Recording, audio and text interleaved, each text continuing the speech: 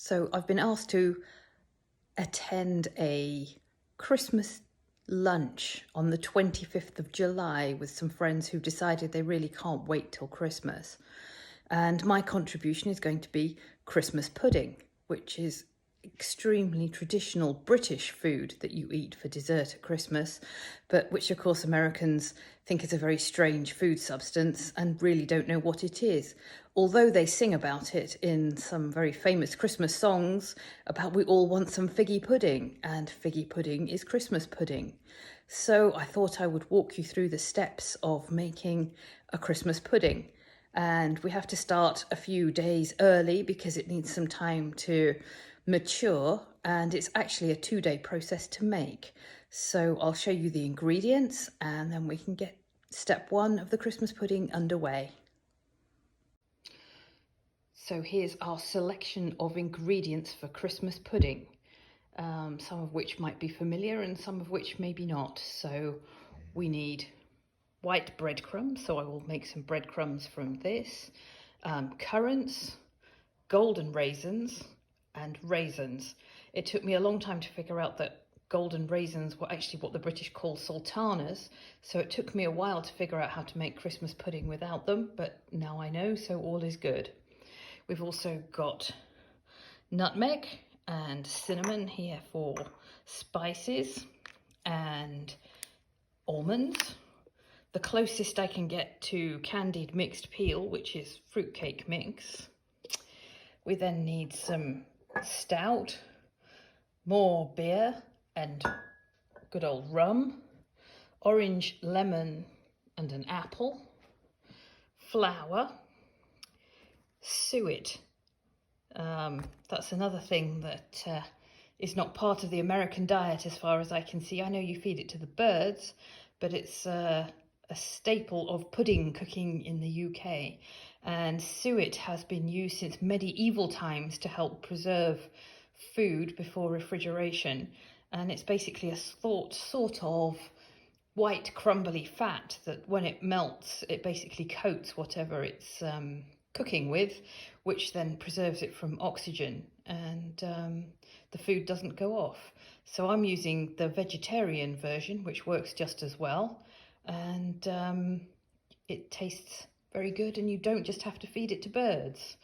And then the last 2 ingredients, we've got some eggs and some dark brown sugar. I've prepped all of the ingredients now, ready to make the pudding.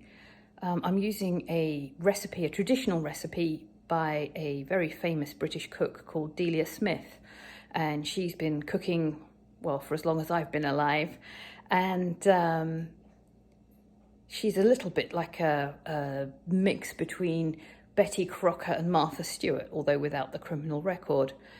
She actually owns a British soccer club in the UK, and once got rip-roaringly drunk during one of the matches and went out and shouted abuse at her fans through the PA system. That's her claim to fame for bad behaviour.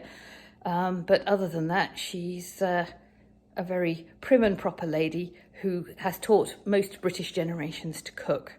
So let's go on to actually combining all of these ingredients. Well, good morning. Welcome to part 2 of making Christmas pudding. I thoroughly enjoyed drinking the leftover beer and stout last night. So ready now to actually assemble the pudding.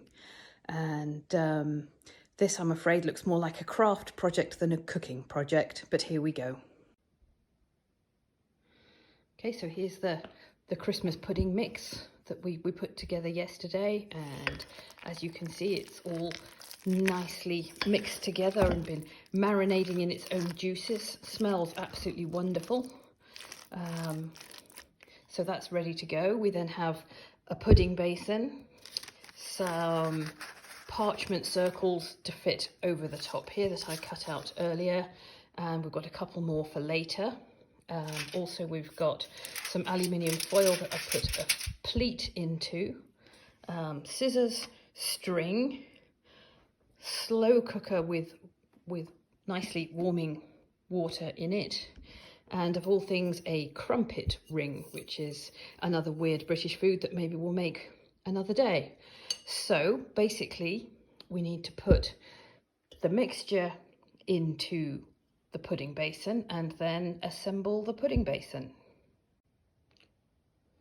And here we are. The pudding mixture is now nicely fitted into the pudding basin. You do have to squish it down a little bit to make it fit, but it's ready to go.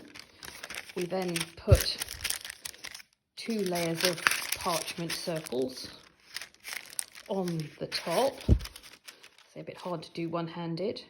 And then we take the aluminium foil with the pleat, and the pleat is there so that when it expands in the heat, it doesn't burst out of the package. And we then fold the aluminium foil over the pudding basin and tie it up with string. So this is a little bit hard to demonstrate one-handed, so here's one that I made earlier to show you what the final package looks like, which is all rather neat and fun.